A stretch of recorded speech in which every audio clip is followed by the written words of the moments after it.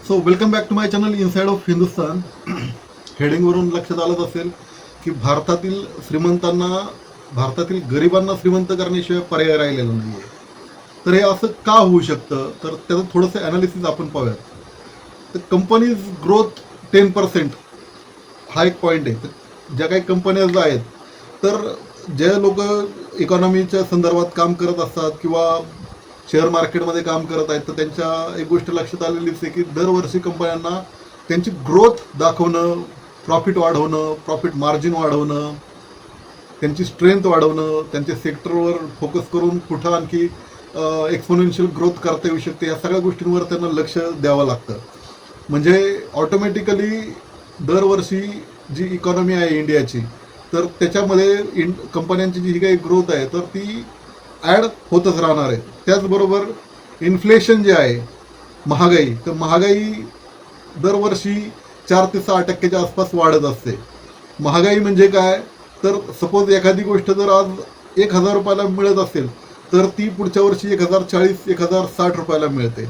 म्हणजे जर सपोज एखादी कंपनी आहे, रिलायन्स कंपनी आहे, रिलायन्स कंपनीचे जर काही प्रॉडक्ट असतील, 1,00,000 रुपयाचे प्रॉडक्ट पुढच्या वर्षी ते 1,04,000 रुपयाला ते विकायला सुरुवात करतात, कारण इन्फ्लेशन आहे.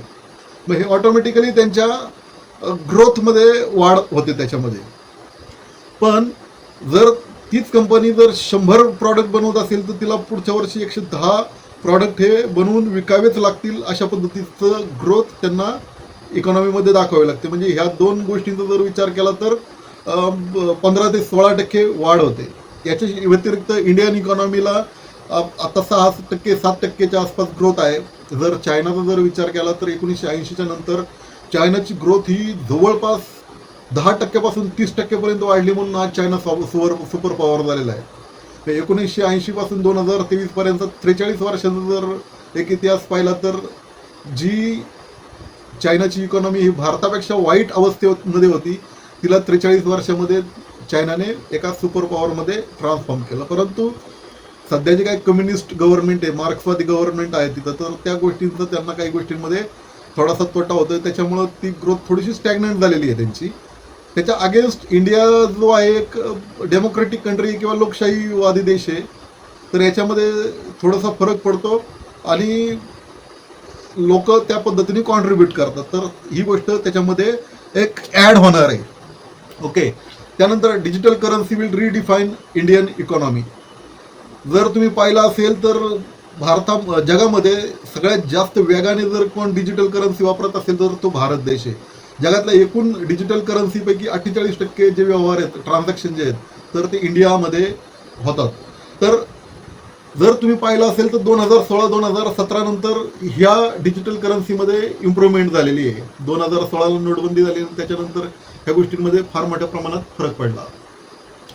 पी चिदंबरम एक वेळेला असं म्हटले होते की भारतातली जी अनपढ लोक आहेत, अशिक्षित लोक आहेत, ज्यांच्याकडे मोबाईल नाही काय नाही, तर ते एखाद्या भाजीपाला घ्यायला गेल्यानंतर 5 आणि 7 रुपयाचं जे काही ट्रान्झॅक्शन आहे, तर ते काय तिथं घेऊन वायफाय घेऊन फिरणार आहेत का, ते अमुक कशा पद्धतीने करतील, तमुक कशा पद्धतीने करतील, असे त्यांनी बरेच प्रश्न त्याच्यामध्ये उपस्थित केले. परंतु गेल्या जर 6-7 वर्षाचा जर काळ पाहिला तर त्यांचं तोंड भारतातल्या लोकांनी गप्प केलं. एवढ्या मोठ्या प्रमाणात डिजिटल करन्सी वापरली जाते. आता या डिजिटल करन्सीचा लोकांना फायदा होतोय, कारण सुट्ट्या पैशांचा त्रास नाही. जिथं सपोज 239 रुपये द्यायचे आहेत, तर ते तिथं गेल्यानंतर दुकानदाराला 250 रुपये दिले की वरचे 11 रुपयाचे तर चॉकलेटच द्यायचा तो. तर ह्या छोट्या छोट्या गोष्टींचा जर विचार केला तर भारतातल्या लोकांचे जे तिथं पैसे वाचतात आणि त्यांची क्रय शक्ती त्यामुळं वाढली जाते. त्यानंतर जर विचार केला तर आता लेटेस्ट भारताने 2,000 नोटा ह्या करन्सीमधून गायब केलेल्या आहेत आणि 2026 पर्यंत तुम्हाला 500ची नोट सुद्धा गायब झालेली दिसेल. कदाचित कोणतीच नोट तुम्हाला त्याच्यानंतरच्या काळात बघायला मिळणार नाही. सगळे जे काही ट्रान्झॅक्शन असतील ते डिजिटलच होत असतील. आता ह्या गोष्टींचा फायदा काय होईल, तर भारतामध्ये आजही एक ब्लॅक इकॉनॉमी फार मोठ्या प्रमाणात पॅरलली चालते. तर नोटाच गायब झाल्यानंतर आज जे काही हवालाचे व्यवहार आहेत किंवा इतर कोणत्याही गोष्टींनी, गोल्ड असेल किंवा ज्या काही गोष्टी असतील, तर त्या गोष्टींच्या थ्रू इकॉनॉमीमध्ये ब्लॅक मनी येतो. त्याचा गव्हर्नमेंटला काहीही फायदा होत नाही. टॅक्सेस त्याच्यामधून काही जमा होत नाहीत. आज जर इंडियन इकॉनॉमी जर पाहिली तर 3.5 ट्रिलियनची इकॉनॉमी आहे आणि जर्मनी आणि जपान हे जे दोन देश आहेत तर हे भारताच्या सध्या पुढे आहेत. त्याच्यानंतर जो चायना आहे तर तो चायना बराच पुढे आहे. आज इंडियन इकॉनॉमी 3.5 ट्रिलियनची आहे तर त्याच्या अगेन्स्ट जर्मनीची इकॉनॉमी 4 ट्रिलियन आणि जपानची इकॉनॉमी 4.25 ट्रिलियन आहे. चायनाची इकॉनॉमी जवळपास 19 ट्रिलियन आहे आणि अमेरिकेची इकॉनॉमी 25 ट्रिलियनच्या आसपास आहे. जर ही ब्लॅक इकॉनॉमी जर ह्या डिजिटल करन्सीमुळे जर गायब झाली तर काहीही न करता भारताची इकॉनॉमी 2026 पर्यंत 2 ट्रिलियन एवढी इकॉनॉमी त्याच्यामध्ये ॲड झालेली दिसेल. आणि एवढ्या मोठ्या इकॉनॉमीच्या अगेन्स्ट ज्या वेळेला जर तुम्ही जीएसटी कलेक्शन जर पाहिलं सुरुवातीच्या काळात तर ते 60,000 करोड रुपये होतं दर महिन्याला, तर ते आता 1.8 करोड एवढ्यापर्यंत गेलेलं आहे कोणत्याही विशेष बदल न घडवता. तर याच्यामध्ये जर 2 ट्रिलियन ते जर ॲड झाले तर हेच प्लस आत्ता जे काही वेगवेगळ्या ठिकाणी भारतीय सेक्टरमध्ये जी काही ग्रोथ चालू आहे या सगळ्या गोष्टींचा जर विचार केला तर येत्या 3 वर्षामध्ये हे जीएसटी कलेक्शन 3-3.5 लाख करोड रुपये एवढं क्रॉस झालेलं दिसेल.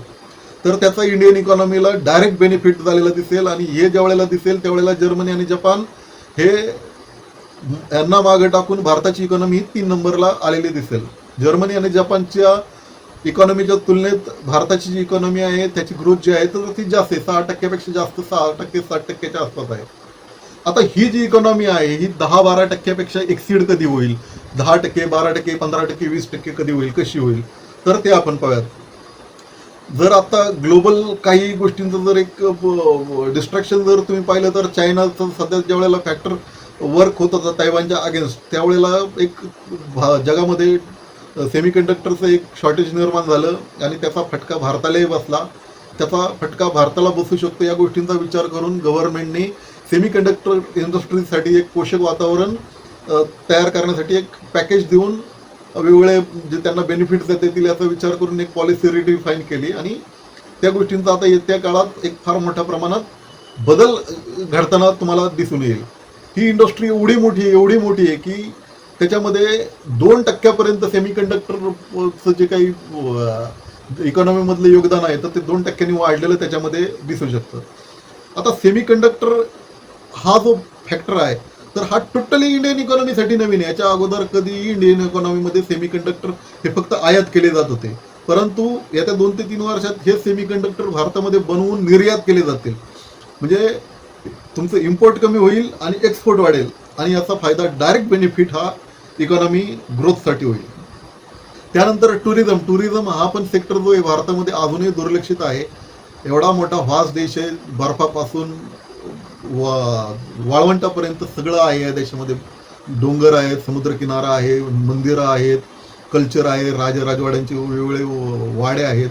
एवढ्या भयानक गोष्टी आहेत भारतामध्ये पाहण्यासाठी. ताजमहाल झालं किंवा तामिळनाडूमधल्या बऱ्याच गोष्टींचा जर विचार केला तर, परंतु ह्या गोष्टी वाढत नव्हत्या. त्याच्या मागची कारणं जी आहेत तर त्या फॅसिलिटीज होत्या, इन्फ्रास्ट्रक्चर डेव्हलपमेंट होतं.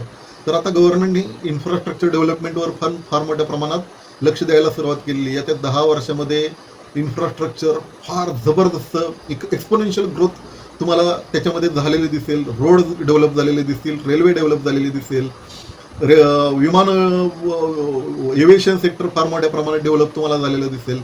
आता रिसेंट न्यूजचा जर तुम्ही विचार केला तर टाटाची एअर इंडिया, इंडिगोची मोठी ऑर्डर टाकलेली आहे त्यांनी, आकाशा एअरलाईननी फार मोठ्या प्रमाणात ऑर्डर टाकलेली आहे. हे सगळं सेक्टर जे आहे तर ते ज्या वेळेला ॲक्टिव्ह होईल तर, आणि शिवाय इंडियन गव्हर्नमेंटने सध्या जी काही विमानतळांची संख्या होती 140 तर ती 280 पर्यंत ती विमानतळांची संख्या नेलेली आहे आणि येत्या 5 वर्षामध्ये हीच विमानतळांची संख्या जवळपास 500च्या वर गेलेली दिसेल. म्हणजे aviation sector will add a good volume to the Indian infrastructure. रेल्वेमधला जर विचार केला तर रेल्वेला जे काही डिझेल इंजिनमुळं जे काही प्रदूषण होत होतं आणि जे काही फ्युएल जे इम्पोर्ट करावं लागत होतं तर ते आता या पुढच्या काळात इलेक्ट्रिफिकेशनमुळं ते बदललं जाईल. त्याशिवाय जे काही भारतामधली जी काही माल वाहतूक होती तर ती सगळी डिझेल इंजिन वापरून केली जात होती. त्याच्या अगेन्स्ट त्यांनी तिथेही 12,000 हॉर्स पॉवरपर्यंतची इंजिन्स डेव्हलप केलेले आहेत आणि तेही आता डेडिकेटेड फ्रेट कॉरिडॉरच्या थ्रू त्याची पण येत्या काही काळात वाहतूक चालू झालेली दिसेल थ्रूआउट द इंडिया. रोड इन्फ्रास्ट्रक्चरचा जर विचार केला तर आता जे 7 किलोमीटर 8 किलोमीटर जो काही ग्रोथ होता रोड इन्फ्रास्ट्रक्चर डेव्हलपमेंटचा, तर तो 60 किलोमीटरपर्यंत गेलेला आहे. आणि ज्या पद्धतीने त्याच्यामध्ये नवीन नवीन कंपन्या येत आहेत, कॉम्पिटिशन होती आणि दरवर्षी नवीन नवीन कंपन्या त्याच्यामध्ये ॲड होत आहेत. मोठ्या कंपन्यांच्याकडे काम करून जे काही छोट्या कंपन्या आता दिवसेंदिवस मोठ्या व्हायला लागलेल्या आहेत, तर ह्यांना भविष्यकाळात काम तर द्यावं लागेल. म्हणजे जर येत्या काळात 200 किलोमीटर पर डेपेक्षा जर जास्त रोड इन्फ्रास्ट्रक्चर नेटवर्क डेव्हलप झालेलं दिसायला सुरुवात झाली तर अजिबात आश्चर्य वाटणार नाही. आता या रोड इन्फ्रास्ट्रक्चरचा आणखी एक थोडासा एक लॉस होता ऑटो इंडस्ट्रीसाठी, कारण ट्रॅफिक जाममुळं लोक गाड्या घेण्यापेक्षा प्रवास तरी टाळत होते किंवा सार्वजनिक वाहतूक व्यवस्थेचा तरी वापर करत होते. परंतु आज भारतातले जे उद्योगपती आहेत तर त्यांनी आणि जे सध्याचं गव्हर्नमेंट आहे तर त्यांनी थोडासा त्याच्यावर विचार करून भारतातलं रोड इन्फ्रास्ट्रक्चर हे मजबूतरित्या डेव्हलप केलंच गेलं पाहिजे याचा विचार करून त्याच्यामध्ये फार मोठ्या प्रमाणात एक वानरउडी घेतलेली आहे मोठी. जर विचार केला तर 4%, 1000 लोकांच्या मागे फक्त 4% 4 लोकांकडं 4 व्हीलर आहेत. तर येत्या काळात जर ह्याच गाड्या जर 1000 लोकांच्या मागे 16 ते 20 जरी गाड्या झाल्या तरी किती मोठ्या प्रमाणात रोड इन्फ्रास्ट्रक्चर डेव्हलप करावं लागेल. याच्या व्यतिरिक्त भारतातली ऑटो इंडस्ट्री किती मोठ्या प्रमाणात ग्रो होईल याचा विचार करा. ह्या सगळ्याच गोष्टी सगळ्याच बाबतीत होणार आहेत. म्हणजे जर तुमचं ऑटो इंडस्ट्री वाढणार असेल तर रोजगार वाढणार आहेत, टुरिझम वाढणार असेल तर रोजगार वाढणार आहेत, टुरिझम वाढणार असेल तर तुमचं इन्फ्रास्ट्रक्चर डेव्हलपमेंट होणार आहे, टुरिझम वाढणार असेल तर तुमचं FMCG सेक्टर वाढणार आहे, टुरिझम वाढणार असेल तर तुमचं फर्निचर इंडस्ट्री वाढणार आहे, टुरिझम वाढणार असेल तर तुमची हॉटेल इंडस्ट्री वाढणार आहे, टुरिझम वाढणार असेल तर तुमचं सर्व्हिस सेक्टर त्या पद्धतीने वाढणार आहे. ह्या सगळ्या गोष्टींचा जर विचार केला तर फार मोठ्या प्रमाणात भारताच्या इकॉनॉमीमध्ये तुम्हाला ग्रोथ या पुढच्या काळात झालेली दिसेल. या व्यतिरिक्त जर विचार केला तर जे भारतातले जे उद्योगपती आहेत आणि भारतातले जे राजकीय नेते आहेत ह्या सगळ्यांचा जर विचार केला तर ही लोक एकमेकांच्या बरोबर कोऑर्डिनेशन करून की काय भारतीय इकॉनॉमीसाठी आवश्यक आहे, आमच्या कंपन्यांना कशा पद्धतीची वाढीची गरज आहे आणि त्या पद्धतीने भारतीय गव्हर्नमेंटवर दबाव आणून त्यांना त्यांच्या पॉलिसीज त्या पद्धतीने फोर्सेबली रन करायला लावून याच्या व्यतिरिक्त भारतातलं जे काही टॅलेंट आहे तर ते टॅलेंट कशा पद्धतीने ब्युरोक्रेसीमध्ये येईल. म्हणजे आज जे सरकारी कर्मचारी म्हणतो तर त्याच्यामध्ये कशा पद्धतीने बदल केलाच पाहिजे याचं प्रेशर त्यांच्यावर येईल. आणि भारतातली जी नोकरशाही आहे किंवा सरकारी कर्मचारी आहे किंवा सरकारी व्यवस्था जी आहे तर ती येत्या काळात फार मोठ्या प्रमाणात त्यामुळं बदललेली दिसेल. आता ह्या सगळ्या गोष्टी होत असताना जर तुम्ही पाहिलं असेल तर IT सेक्टर जे आहे तर ते IT सेक्टर आज पण युरोपियन कंट्रीज आणि अमेरिका, जपान ह्या सगळ्या देशांवर जास्त फोकस आहे IT इंडस्ट्रीचा. त्याच्या तुलनेत जर विचार केला भारताचा तर त्यांचं 5% सुद्धा कॉन्ट्रीब्युशन इंडियन इकॉनॉमीमध्ये नाही आहे. तर ह्या IT इंडस्ट्री सुद्धा गव्हर्नमेंटच्या पॉलिसीजमध्ये गव्हर्नमेंट बरोबर एक प्रॉपर हँडशेक करून कशा पद्धतीने आपल्याला वेगवेगळ्या ठिकाणी डिजिटल म्हणा किंवा हे इन्फॉर्मेशन टेक्नॉलॉजीचा जास्तीत जास्त वापर करून कशा पद्धतीने आणखी व्यवस्था चांगल्या पद्धतीने करता येईल हे पाहण्यासाठी सरकारला उद्युक्त करू शकतात. आज जर तुम्ही पाहिलं असेल तर बऱ्याच ठिकाणी अजूनही सर्व्हिलन्स कॅमेरे प्रॉपर बसवलेले नाही आहेत, त्याचं एक ऑर्गनायझेशन व्यवस्थित नाही आहे. त्या सगळ्या गोष्टी आजही आपण मागं पडतोय. त्याच्या व्यतिरिक्त डिजिटल करन्सी ज्या वेळेला 100% ट्रान्सफॉर्म होईल म्हणजे तुमची फिजिकल करन्सी मार्केटमधून गायब होईल त्यावेळेला त्या गोष्टींचं आणखी प्रॉपरली प्लॅनिंग व्यवस्थित करावं लागेल. 145 कोटींचा देश आहे हा आणि जर इकॉनॉमी जर पाहिली तर इकॉनॉमी फारच छोटी आहे. 3.5 ट्रिलियनची इकॉनॉमी आहे. याच्या अगेन्स्ट जर तुम्ही चायनीज इकॉनॉमीचा जर विचार केला तर ती जवळपास 5 ते 6 पट मोठी आहे.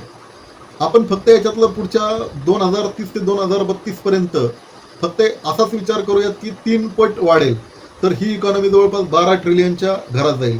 आणि आता जे काही ग्लोबली जे काही रेटिंग एजन्सीज काम करतात तर त्यांनी सुद्धा भारताचं जे रेटिंग आहे तर ह्या वाढवलेलं तर आहेच. या व्यतिरिक्त GDPचं जे फोरकास्ट आहे तर ते सुद्धा त्यांनी 10 ट्रिलियनपेक्षा जास्त सांगितलेलं आहे 2029 पर्यंत.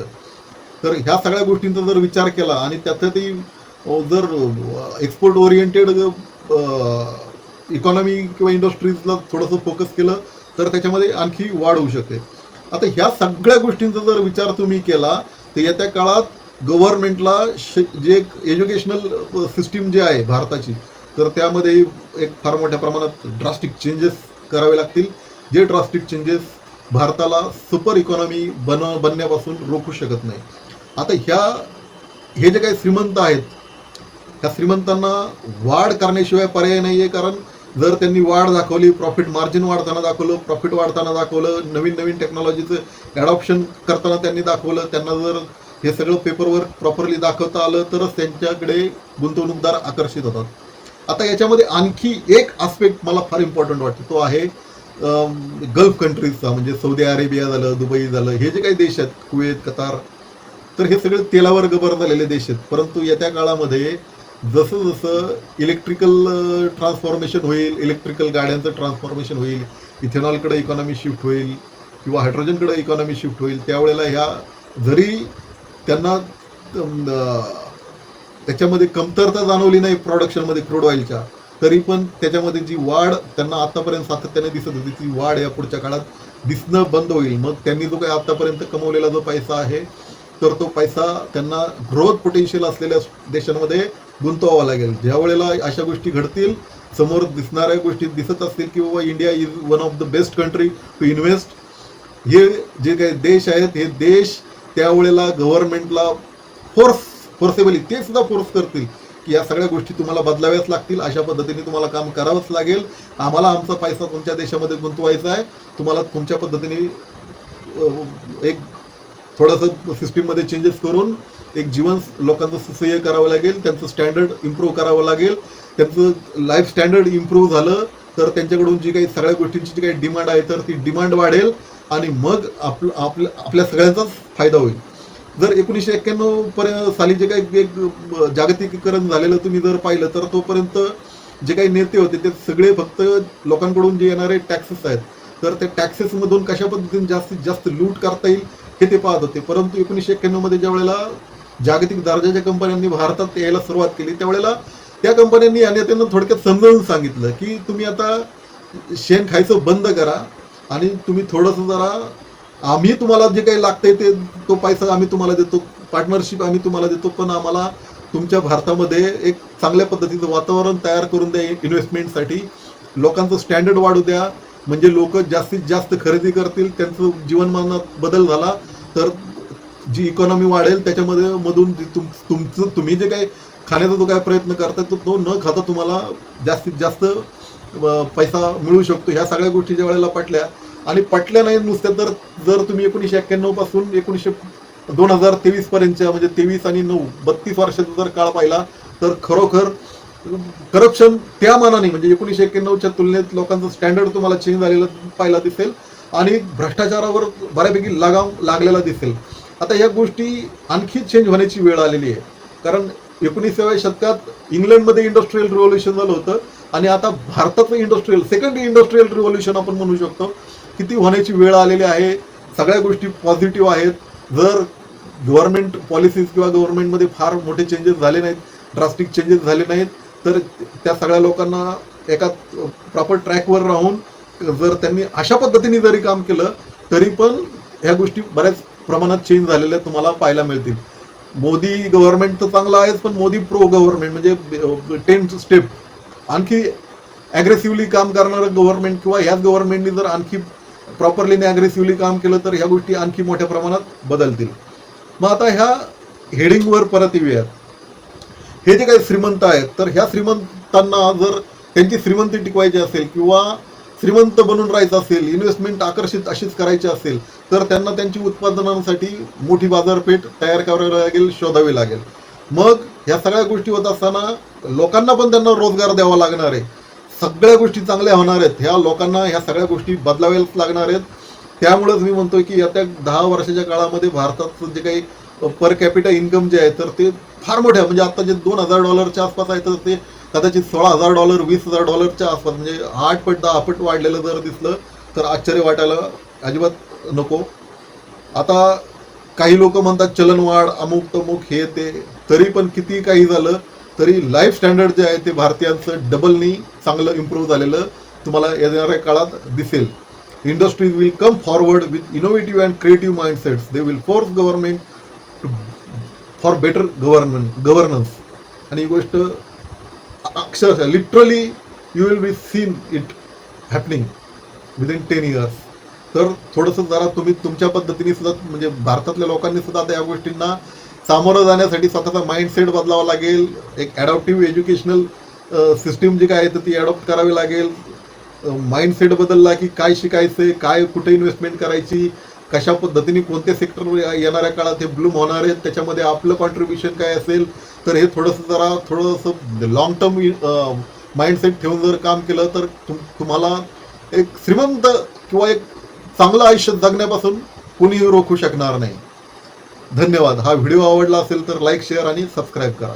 नमस्कार.